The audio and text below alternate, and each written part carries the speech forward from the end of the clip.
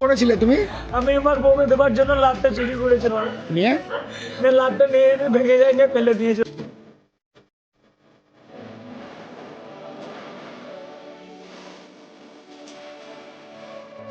যেই দেশে হয় তিলোত্তমা সেই দেশেতেই অতুল। আর কবে ভাঙবে বলো বিচার ব্যবস্থার এই ফুল। জর্জ হলো টাকার পুতুল, সবাই কেনে তাকে। ভাবলো না সে টাকার জন্য কি জবাব দেবে তার মাকে। যেই দেশেতে নেই বিচার, আইন কানুন হলো বুড়ো খোকা, সেই দেশেতেই জন্ম নিলি। অতুল তিলোত্তমা তোরা কতটা বোকা। তবে বিচারটা কিন্তু ভালো করলাম। তো হ্যালো বন্ধুরা, কেমন আছো তোমরা সবাই? আশা করি অনেক অনেক ভালো আছো। তো আরেকটা নতুন ভিডিওতে তোমাদের সবাইকে অনেক অনেক স্বাগত জানাই। তো চলো আর বেশি দেরি না করে আজকের ভিডিওটা শুরু করা যাক। माफ करना, जिस उम्र में मुझे अपने मम्मी पापा का सहारा बनना था, उस उम्र में उन्हें हमेशा के लिए दुख देके जा रहा हूँ ऐसा। तो सॉरी। और बाकी आप लोग जो देख रहे हैं सब आपका कल्याण हो। मेरे मरे हुए शरीर के आसपास मेरी पत्नी या उसका परिवार की तरफ से कोई नहीं आना चाहिए। একটা শক্ত সামর্থ্য ছেলে তখনই কাঁদে তো যখন তার ভেতরটা পুরো পুড়ে ছারখার হয়ে যায়। তো এই দুঃখ বোঝার মতো কেউ নেই। একটা মেয়ে যখন কাঁদে তখন তার দুঃখ নেওয়ার জন্য চারিদিক থেকে হাজার হাজার মানুষ খুঁজে পাবে, কিন্তু একটা ছেলের জন্য কোনো কারোর একটা ভ্রুক্ষেপ নেই। দেখো, আমরা যখন বড় হই তখন আমরা ভাবি যে আমরা বড় হয়ে কি করব। তখন আমাদেরকে শেখানো হয় যে তোমরা বড় হও, পড়াশোনা করো, চাকরি করো, তারপরে তোমার বিয়ে দেবো। বাবা মাও একটা ভালোবেসে একজন মেয়েকে বিয়ে দেয়। তো বিয়ে দেওয়ার পরে যখন মেয়েটার তোমার সাথে বনিমনা ঠিকঠাক না হয় তখন একটা ডিভোর্সের মামলা আসে। তো ডিভোর্সটা এমন একটা জিনিস যেটা অনেকটা সময় সাপেক্ষ ব্যাপার। আর ডিভোর্স হলেই আমাদের দেশের আইন অনুযায়ী একটা ছেলেকেই সবসময় স্যাক্রিফাইস করতে হয়। কি বলছিস তুই? विसर्जन तब तक नहीं होना चाहिए जब तक मेरे हरासर्स को पनिशमेंट नहीं मिलता। একটা মানুষের শরীরে কতটা পরিমাণে ক্ষোভ থাকলে সেই মানুষটা এরকম একটা পদক্ষেপ নেয়, আর এই পদক্ষেপ নেওয়ার পরে তারপরে কি হবে ওটাও বলে যায়। দেখো, এই মানুষটা কতটা কষ্ট পেয়েছে আর কতটা দুঃখ পেয়েছে। সে মেয়েটা অন্য কারোর সাথে। এটা কিন্তু ভালো বুদ্ধি। একটা মেয়ে কখনোই আমাদের সমাজে বিচার পায় না, সে যতই দোষ করুক। আর একটা ছেলে যদি সামান্য চুরি করে তখন তার বিরুদ্ধে অনেকজন মানুষ এসে দাঁড়ায়। যেরকমভাবে আমাদের তিলোত্তমা শেষ হয়েছিল, আজ প্রায় 5 মাস হতে যায় সেই তিলোত্তমার আজ কোনো বিচারটাই নেই। এটা হাস্যকর এই দেশের জনগণের জন্য হাস্যকর। ইডি, সিবিআই সবাই হাতের গোলাম, পুলিশ তো দলদাস, কৃতদাস। তাই এই বিচার ব্যবস্থার উপরে মানুষের আর কিছুদিনের মধ্যেই ভরসা পুরো উঠে যাবে। মানুষ আইন নিজের হাতে তুলে নেবে, সবাই সবার শত্রু হয়ে দাঁড়াবে। এই শাসন ব্যবস্থা আর বেশি দিন টিকবে না।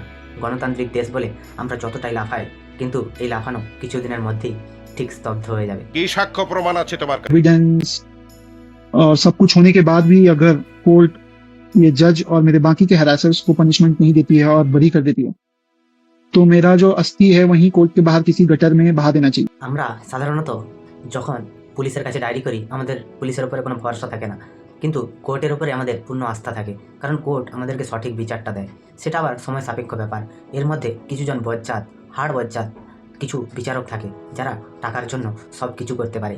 এই ছেলেটার নামেও অনেক রকমের কেস দেওয়া হয়েছে। আনন্যাচারাল সেক্সের কথাটা এখানে সব থেকে বেশি উল্লেখ করা হয়েছে। তো একটা স্বামী স্ত্রীর মধ্যে সেক্স হবে, এটা তো কোনো বড় ব্যাপার নয়। কারণ এই সমাজে আমরা যখন বিয়ে করি, বিয়েটা করে মানুষ বাচ্চা কাচ্চার জন্য। তো বাচ্চা যখন আছে তখন তো তাদের মধ্যে কিছু না কিছু হয়েইছে।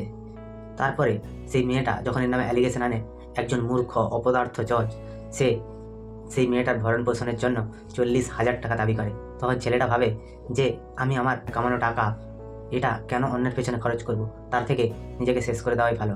আর সে মরার সময় বলেও গেছে যে আমার এই জীবনের মূল্যটা যদি আমাদের দেশের আইন কানুন দিতে না পারে তো আমার অস্থিগুলো সেই কোর্টের সামনে কোনো একটা নালিতে ভাসিয়ে দিও। কতটা পরিমাণ আইনের উপরে অনাস্থা থাকলে এইরকম একটা কথা বলা যায়, সেটাই অতুল সুভাষ করে দেখিয়ে দিল। 5 মাসের পরও তিলোত্তমা খুনের এতটুকু ক্লু পাওয়া যায়নি।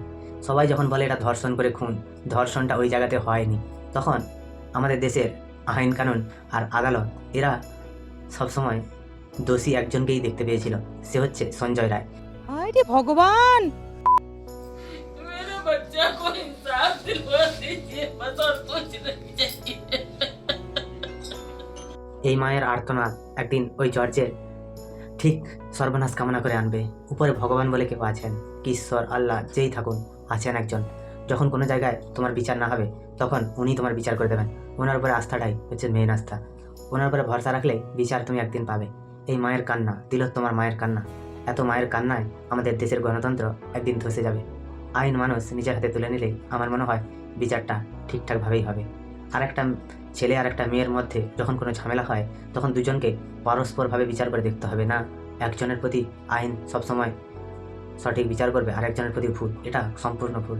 মেয়েটা কেন ডিভোর্স চাইছে, তার পেছনে কী কারণ আছে, সেগুলো কখনোই কোর্ট পর্যবেক্ষণ করে না, করে শুধু ছেলেটার দোষ। এটা কি ধরনের পাগলামি?